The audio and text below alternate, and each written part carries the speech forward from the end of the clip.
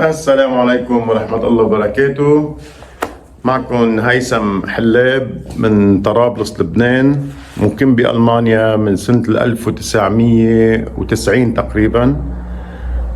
درست هون كفيت علمي لأنه بتعرفوا بلبنان كان الوضع ما منيح، وما في مدارس. الحمد لله أنه الدولة الألمانية هون ساعدتني ودرستني واعطتني يعني بسموه بالألماني الهوفنونج، اللي هو الأمل إنه أقدر أعمل شيء. والحمد لله كفيت، وفيني كفي أكتر أكيد، بس ما بقى في خلاق أو وقت يعني. الحمد لله. بشتغل بكهرباء السيارات أكتر شيء، والكهرباء السيارات هي عبارة عن هيك واحد عنده هوبي أكتر ما تكون هي شغل. إذا أنت ما حبيتها هي ما حتحبك.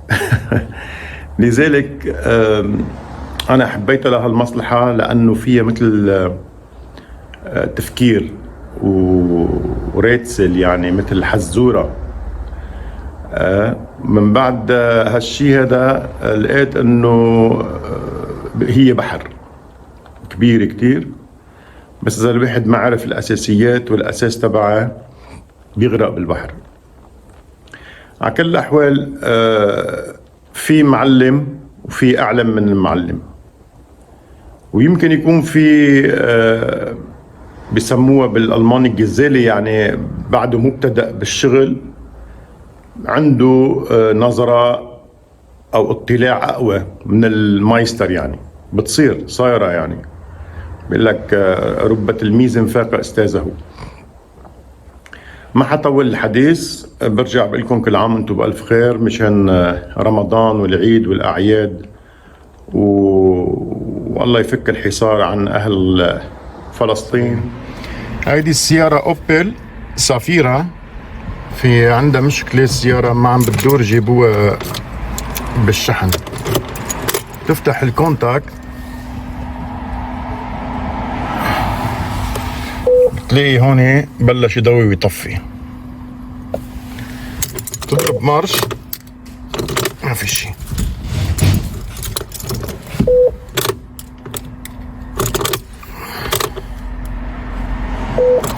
نعمل لها دياغنوزي ومنشوف شو القصة.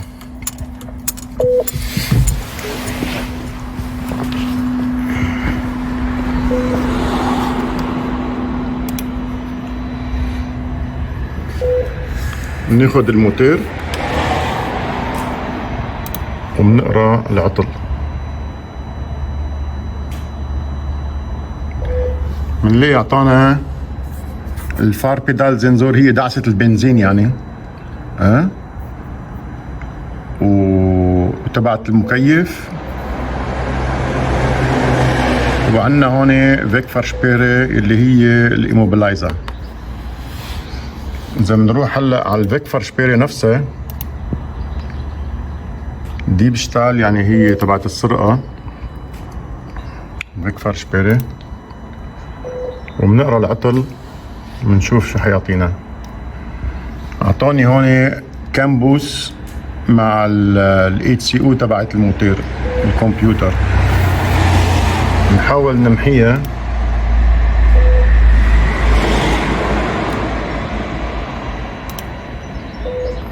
نرجع بنقراها.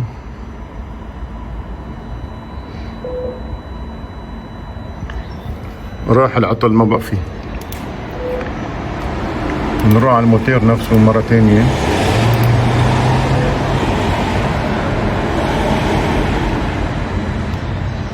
ضلت موجودة اللي هي فيك فرشبيري، نمحيها.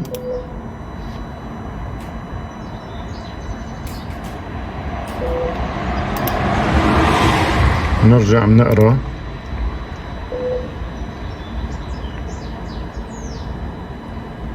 ضلت موجودة، وتبعت البنزين، دعسة البنزين تبعت المكيف، وهون شبانونج يعني كهرباء. في شي غلط بالكهرباء.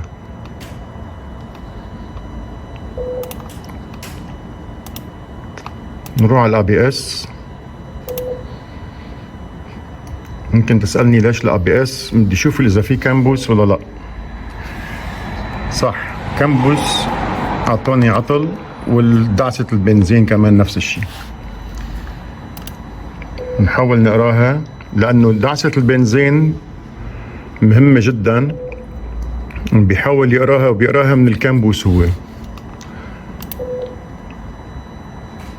كمان مرة محيتها انا هلا، عم حاول ارجع اقراها لنشوف شو حيصير. بعدهم موجودين، يعني الكامبوس في شي غلط. حافحص انا الكهرباء عن الموتور اشتويا جريت اللي هو الاي سي او تبع الموتور، ونشوف شو حيصير معنا. هلا انا فكيت هوني المنطقة هوني، هيدي فيشتين، واحد اثنين. هلا انا بدي افحص هون الكامبوس اول شيء اذا عم تجري سيريا ولا لا. نلاحظ هون على الخريطة رقم 20 وال21 هن حد بعضهم. واحد منهم كان هاي وكان لو، مثل منه شايف انا هون على الفاحص اعطيني 2.3 فولت واحد منهم. وهلا الثاني اللي تحت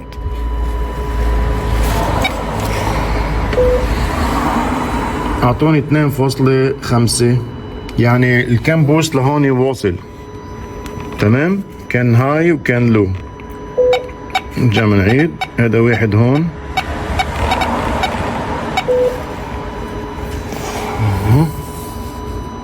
تمام، والتاني تحته كمان منيح. اول خطوة خلصنا منها، الكامبوس وصل لهون. هلا بدنا نفحص البلوس والمينوس اذا كانوا تمام ولا لا. نيجي على الخريطة لهون،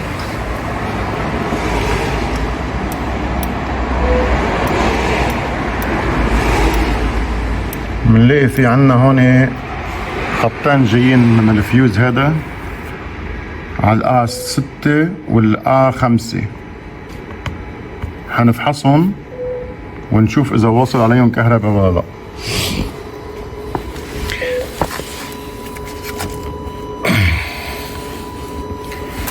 منا واضحة مزبوط، بس أنا قريتها هون. هاي الخمسة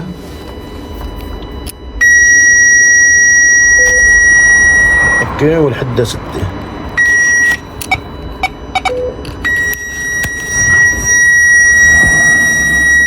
اوكي، يستحسن نفحص باللمبة، لمبة الفحص.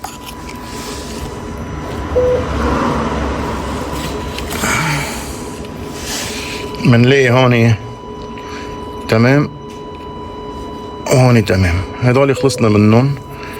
نفحص هلا، يعني هذا وهذا شغالين.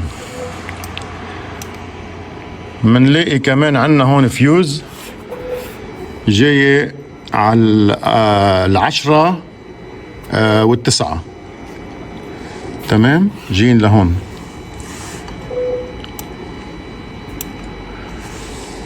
عشرة والتسعة.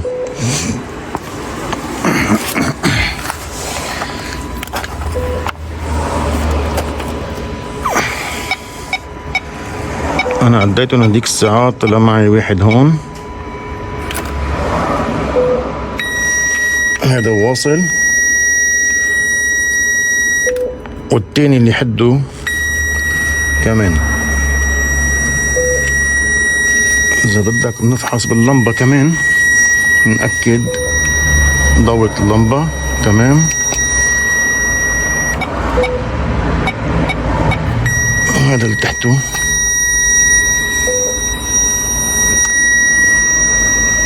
كمان ضوت، يعني البلوس عندي تمام. بدنا نفحص البارد، لازم نقلب الخط هذا. صحيح نسيت شغلة، أنا هيدي الريلي هي الريلي الرئيسية، أنا أعطيها بارد من هون مشان أقدر أفحص الكهرباء اللي هي هون. هدولي ما بيشتغلوا الا اذا الريلي هيدي تكت، وهي بتشتغل الريلي اذا عطى الكمبيوتر هون خط بارد لهون. تمام. وخط بلوس جاي من فوق هو بتشتغل الريلي. لذلك انا اضطريت لانه شايل الفيش هون، اضطريت اعطي خط بارد لهذا الريلي هون، وهلا عندي هون البلوس فحصته. تمام. هلا بدنا نفحص خط البارد. منشيل هذا تبعت اللمبة ومنحطه هون. تمام. البارد عنا اياه هون 1 و4 اللي هن هون. هذا 1 شغال هون، هدول المهمين، وهذا اوكي. البارد يعني واصل كمان. انا حافرط الكمبيوتر ونشوف بركي، لانه في عليه جنزار كتير، هو حافرطه وشوف بركي جوا في قطع كهرباء او في شي غلط. يلا انا طلعته لهذا لهون لبرا، وكان مجنزر كتير، يعني اضطريت قصه بالجلخ حتى يطلع معي. نفتح هون، طلعت هون كله نظيف ما في شي. خملت بقلبه في مي بس نظيف كتير يعني. هلا انا قلبتها لهيدي هون ولاحظت انه في هون محروق، اذا ملاحظ عليها هون مفقوع، يعني هو فاصل. هذا وهذا وهذا وهذا مفصولين. بعتقد هون الارضي مفصولين. انا هلا ما حركبهم، ما حلحم من هون خط لهون، مضطر اعمل فيوز، ركب له فيوز لربما في شيء مشان ما يحترق شيء غير بيحترق مع الفيوز. انا هلا حلحم هون هذا الفيوز 5 امبير، حلحمه هون بطريقه مشان اذا صار الله لا يقدر يرجع يحترق معي الفيوز، هذا ما يحترق شيء اكتر ان شاء الله خير. مثل ما حكينا انا ركبت هلا هذا الفيوز هون 5 امبير، يستحسن يكون صغير لربما صار شيء الله لا يقدر مشان ما يحترق. تمام. الفيوز هلا شغال، هذا هنزل ونشوف شو حيصير ان شاء الله خير. هلا انا لحقت الكابل، هذا طلع هو البارد. تمام. هذا الكهرباء البلوس، إذا مبين بس انه هذا هو الشيسي. هذا البارد اصبح عم يصير في عنا شورت هون، عم يجي بلوس لهون. منين لازم نعرف بعد شوي. بدنا نشوف اول شي شو حيصير معنا. هلا نحاول نركب، انا مثبت التليفون، نشوف شو حيصير.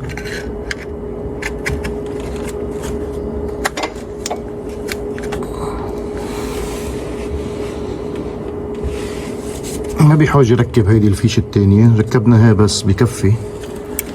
نشوف اذا هون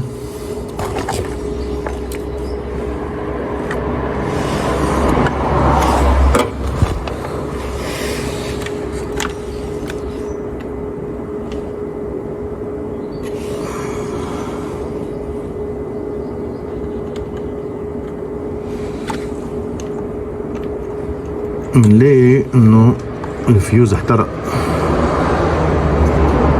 الفيوز يا جماعة الخير، عفوا على التصوير، إذا مبين مضوي هون وهون ما في شي. تمام. هون ما في شي. اصبح هذا في عنده شورت، في كونتاكت. بدي اشوف هدول الخطوط هدول لوين رايحين الأربعة. إن شاء الله خير. مثل ما حكينا إنه هون اللي هو دول الأربع خطوط، 1 2 3 4 لازم يجي عليهم بارد. أصبح في واحد منهم عم يطلع بلس، لذلك عم يحترق هذا السيركوي. أنا لحقتهم ولقيت إنه هن بيركبوا هون فوق، هون 1 2 3 4 يعني بيطابق عليهم هون. بعرف إذا مبين عليكم. هذا واحد ما في شي. 2 مطلع كهرباء مباشر وانا مسكر الكونتاكت. اوكي، وهذا فاضي وهذا فاضي. منين عم يجي هالبلوس هون؟ لازم نعرف هذا الخط عم يجي عليه بلوس.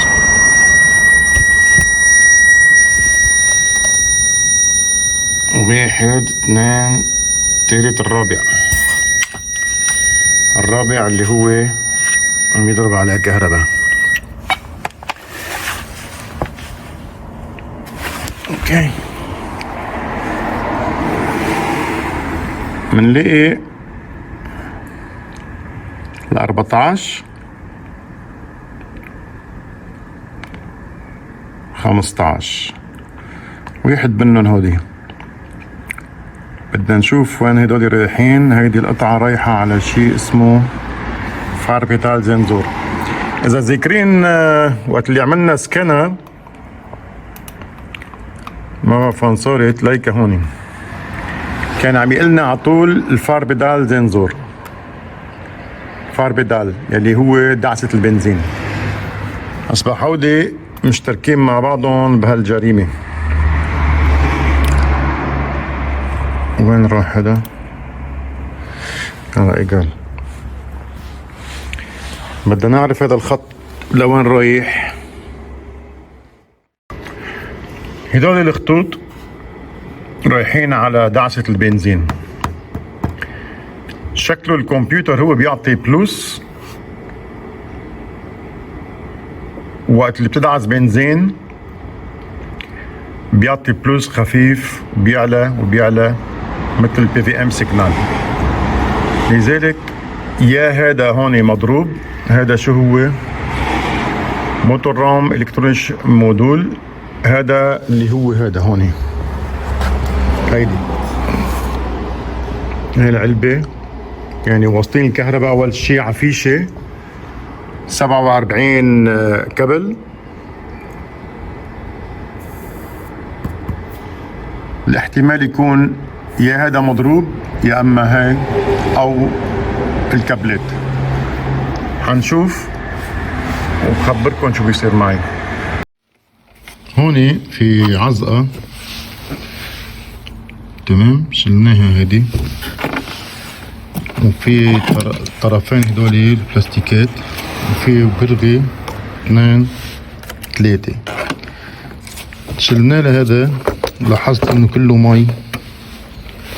اول شي مليان مي، انت اذا ملاحظ عليه.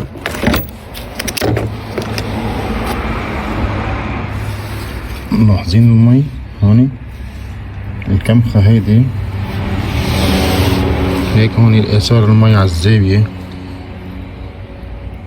اوكي، هي اول شغلة.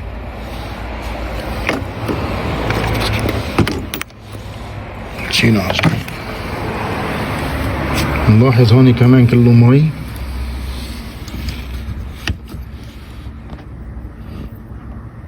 ملاحظين المي.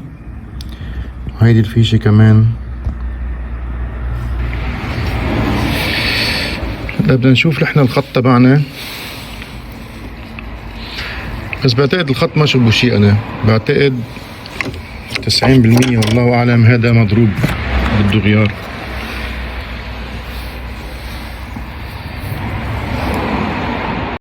انا لقيت واحد عندي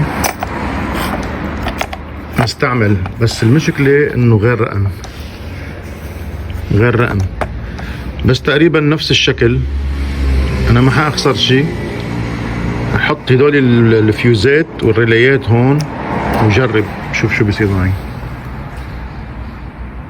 انا ركبت هذا بس ما اشتغل، يعني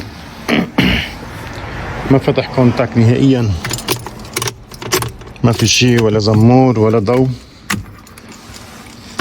يعني شكله ما بيركب.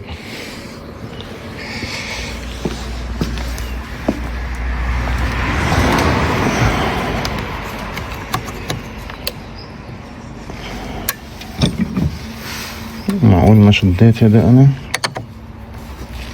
مشدود.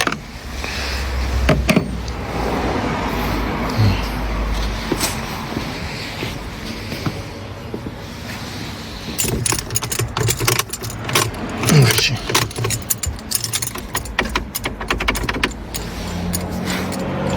كل شي مطفى.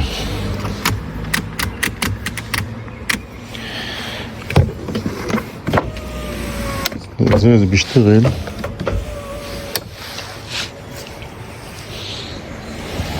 يا هو هذا خربان لانه عادة لازم يشتغل. بس فينا نشوف اذا البلوس راح ولا لا.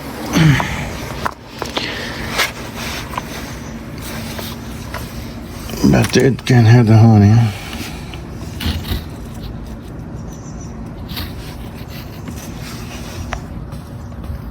راح، اصبح كلامنا مزبوط. محروق هذا، نجيب واحد نفس الرقم، خير ان شاء الله. انا فتحت كونتاكت بس هون كل شيء مطفي. رح اجرب اذا فيني اعمل دياغنوزي. هاي الموتور،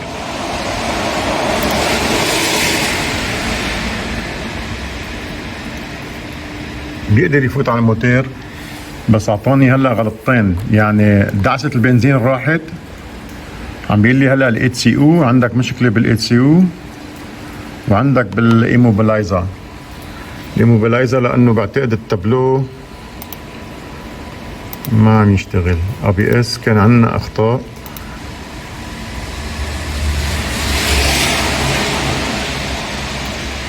هلا ما في ولا عطل، يعني دعسة البنزين راحت. انا لانه هلا وصلته للكابل هون، وصلته بعد ما راح الكونتاكت وعم جرب.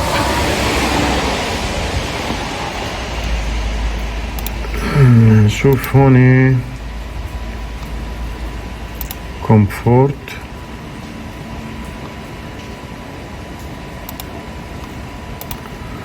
إذا فيني فوت على الكمبيوتر تبع هذا اللي هلا غيرته.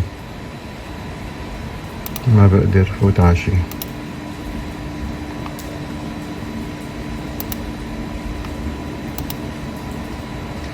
هون اذا بقرب عليا بيقول لي هون لينك زويلة مودول، يعني تبعت الدركسيون. شوف اذا فيني فوت عليها.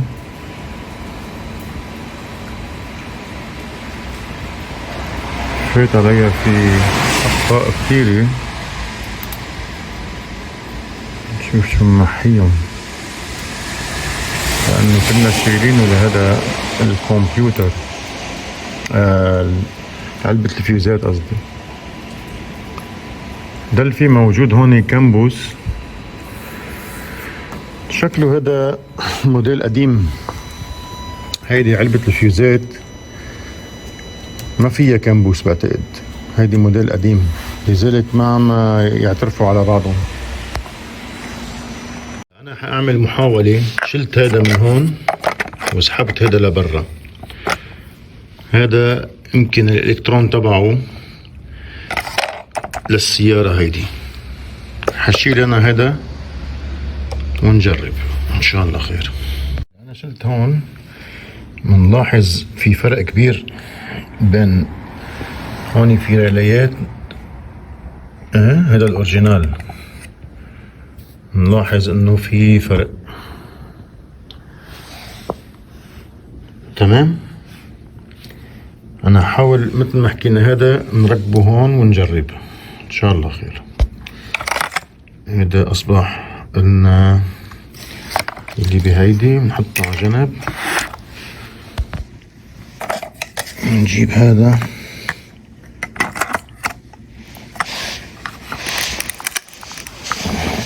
ما حاستحكم، حسكر التليفون.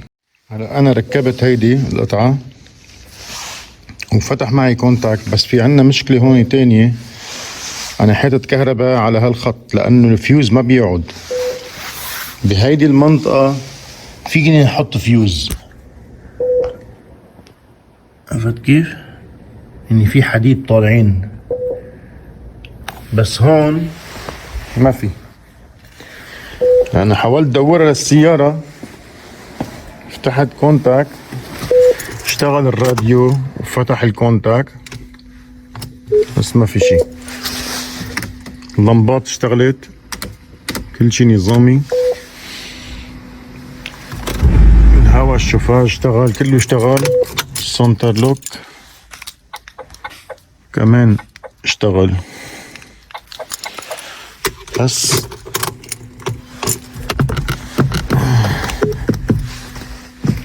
السمور ما عم يشتغل هوني.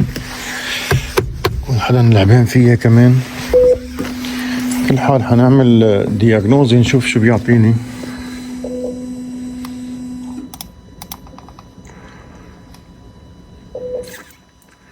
في عنا هون الموتور،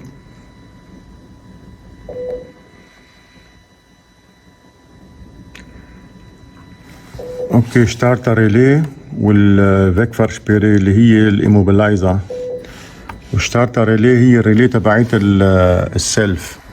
انا شلتها هديك الساعة وعطيتها كهرباء مباشر كمان ما دارت. اذا بمحي الاخطاء هون عملية جراحية، بدل في عنا عطل واحد هون، هو الايموبلايزر. ما في عنا الا الايموبلايزر. هلا يا هون لانه انا زفوت على ديبشتال اللي هي الايموبلايزر وبقراها للايموبلايزر مباشر، عم يعطيني هون ما في عنا اخطاء، ما في عطل. لذلك بدي اشوف هلا يا هي ضخ يا القطعة هي مضروبة وما بيمشي الحال، لانه في ناقص كمان كابلات. انا هون مثل ما حكيت وصلت الكابل مباشر بعد ما اطمنت انه مشي الحال، ما بقى في عطل. يا الكمبيوتر عن جد مضروب. الكابلات هدول هلا ويصلون ديركت. نشوف شو حيصير معي. هلا عملت انا كومبليت للسيارة، محل منه محطوط صفر ما في ولا خطأ. واحد هذا الموتور مصفر هون كله، بتلاقي عندي هون في عندي عطل بالدركسيون. وقت اللي تفوت عليها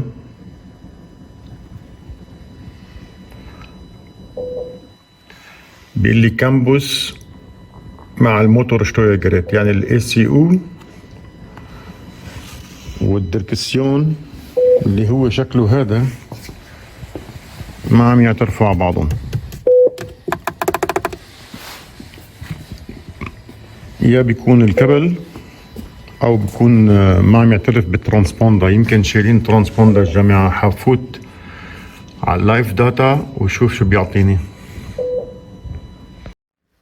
هلا انا اخذت بس بدي اشوف اذا عم يعترف بالمفتاح ولا لا. نشوف شو حيصير معنا. باسيف. هلا احط المفتاح ونشوف اذا بيطلع على الاكتيف ولا لا. المفتاح نلاحظ انه عم يعترف بالترانسبوندر. شلت المفتاح، حطيت المفتاح، تمام، اصبح عم يعترف فيه للمفتاح. يعني هيدي هون القطعة شغالة والمفتاح شغال، تمام. نكفي العملية.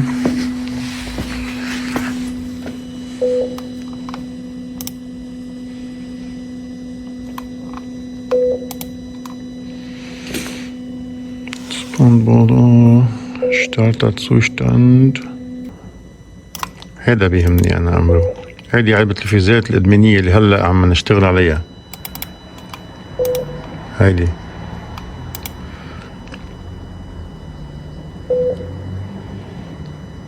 مش بروجرامية، أصبح القصة كلياتها ما بتركب عليها. حنشوف شو حيصير معنا إن شاء الله خير. حنجرب هلأ نقرأ بهذا الجهاز تبع الأوبل صفيرة ب فيكل كويك تيست.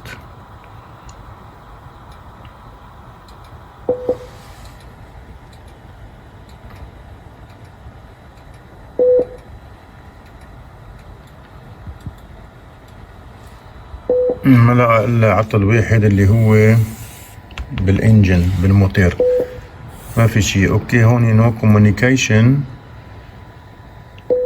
اند هود الكترونيك سنترال. يمكن هذا بعتقد علبة الفيوزات اللي ورا، ما هيك؟ لا هذا اللي هيت يونت. ما بيهمني انا هلا، هذا بيهمني انه في كلياته ما في شيء. يعني ما قصة مفتاح، قصة الكمبيوتر هو نفسه منفوت عليه لوحده. انجن هذا هو، عفوا يعترف عليه. ما في الا عطل واحد اللي هو immobilizer wrong signal received. يعني السيجنال اللي عم توصل من المفتاح غلط او منها مزبوطة بالاحرى. انا بعتقد والله اعلم هي هيدي علبة الفيوزات، بده يكون مثله او في بعد الفيش ما عم ياخدوا كهرباء مثل هودولي هون. بعتقد لانه كان فيهم مي، بعتقد ما عم ياخدوا كهرباء مزبوط. بدي ارجع فكه وشوف بركي شي في وحدة منا مزبوطة. بكرة بكفي ان شاء الله. رجعت فكيته لهذا. مثل ما نلاحظ هون في كمخة كتير قوية كتير، يعني هون كمان وهون وهون مناطق كتير مكمخ. لاحظوني هون شكله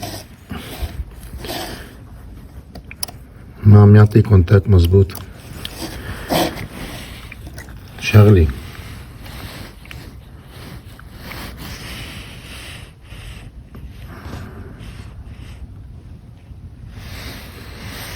حشوف كيف فيني نضفهم. انا هدول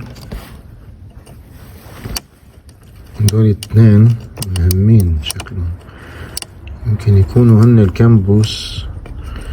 نشوف الخريطة مزبوط ونجرب مرة كمان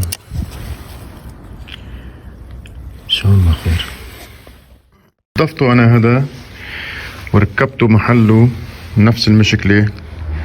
بعدني شاكك انا بهذا لان هون ما في محل تحط فيوز، تمام. هلا وقت انا بفتح كونتاكت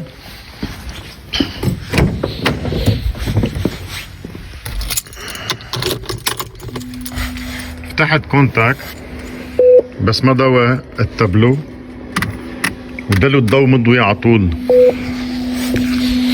لاحظت؟ هون اذا بحط فيوز حط فيوز هون ما بيصير شي. ليه؟ لانه فراغ جوا، فراغ فاضي منه لقلق. بحط كهرباء انا هون مباشر، بتوصل الكهرباء لجوا وبيفتح التابلو معي بس ما بتضرب مارش. وضوى طفى الضوء من هونيك، صار بيشتغل كل شيء نظامي. لذلك انا هلا حاحكي مع الزبون خليه يجيب وحدة جديدة. احتمال يكون كمان الكمبيوتر مضروب، بس اول شيء على الصدمة لانه على الكونتاك يمكن هذا راحت معلومات عنه كلها. لذلك قصد الكامبوس اللي جوا بيروح ما بقى يعترف عليه. في عندنا هذا الجهاز هوني انا شابكه بالاونبورد دياجنوزي بالاوبيديشتيكا. بدي اشوف هوني الريزيستانس اللي هو المقاومة لازم تكون 60 اوم، العامل المشترك بين اثنين كمبيوترات يعني 120 و 120 لازم يطلع معي 60 اوم. هذا بيسموه بالباراليل. هوني عنا الهاي وهوني هن اللو، لازم يطلع معي هلا هوني 60 اوم. 60 اوم مزبوط، يعني الكمبيوترات عم يتجاوبوا مع بعضهم. رح نحاول نشوف الكامبوس هلا على الاكسلسكوب اللي هو هذا.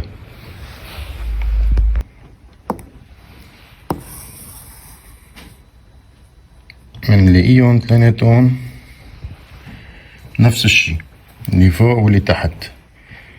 واذا بناخد هذا شوي لفوق او لتحت لازم يكونوا متطابقين. يعني منلاحظ انه اثنيناتهم مثل خط واحد.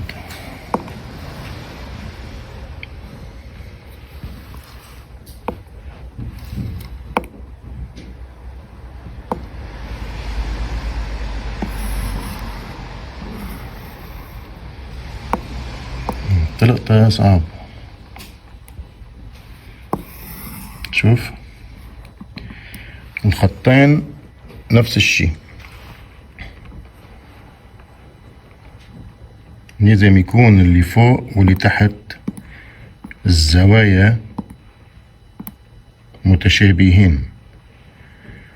ومثل مني شايف انا هون انه الكامبوس ماشي بشي نضيف.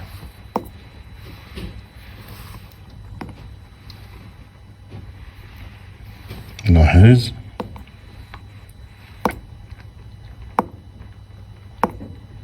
معنا مصيبة. شوف اللي فوق واللي تحت كان هاي وكان لو تقريبا 95% نفس الشي. مثل ما حكينا اذا هذا نقربه لفوق بنلاقيهم خط واحد. تمام. اصبح الكامبوس عندي هون كمان شغال. احتمال يكون الكمبيوتر هذا مودع اهله، بس مثل ما حكيت انا يمكن افرطه لهذا، يمكن افرطه. شوف اذا بيتصلح معي، واذا ما تصلح حجيب واحد ونركبه، واذا ما هيك يمكن نجيب مجموعة ونركبها. رح احكي مع الزبون انا وان شاء الله خير. اذا ما كفيت التصوير بخبركم شو صار معي. هلا انا فرطته هذا الداخل جوا، اوكي.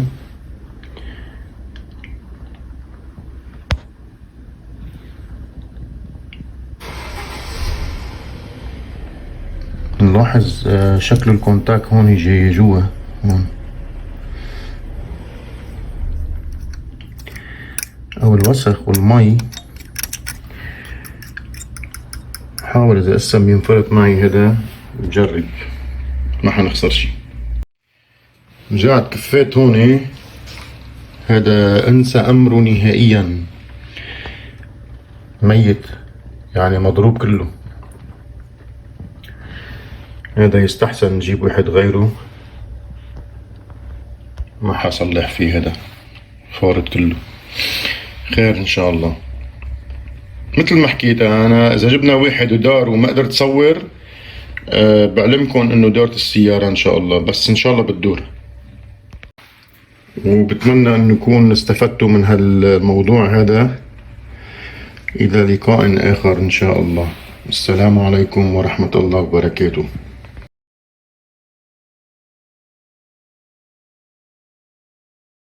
هلا طلعت التبدولة برا، انا في قلبه بعتقد المعلومات تبعين البين نمبر، مشان نحاول نبرمج الكمبيوتر من جديد. نفك البراغي ونطلعه ونشوف. بعد ما فرطنا له هذا هون، هذا هو الجيب. هلا بنفكه وبنقرا المعلومات تبعيته. انا حطيته هون وهلا بقراه. الشيب هو مثل تبع البي ام، شيب 9508. هاي المعلومات تبعيته. وهلا بدي اشوف انا وين مخبى الكود تبعه. ان شاء الله خير. اكيد بنحفظه لهذا لانه احسن. اذا بنلاحظ هون بننزل لتحت بتلاقي الفين نمبر، تمام. على هذا هون الخط بتلاقي الكود 9143. نجربه لهذا ان شاء الله خير. على 230 حتى بتلاقيه مكتوب هون 9143. هذا هو البين كود. وهلا بنقعد نجمع هذا كله، برجعه مثل ما كان وبرجعه على السيارة ان شاء الله خير. هلا لنشوف هذا البين كود اللي هو السيكريت كود اذا مزبوط ولا لا. بسم الله. 9143. تسعة واحد أربعة ثلاثة. هلا بنقول له اوكي.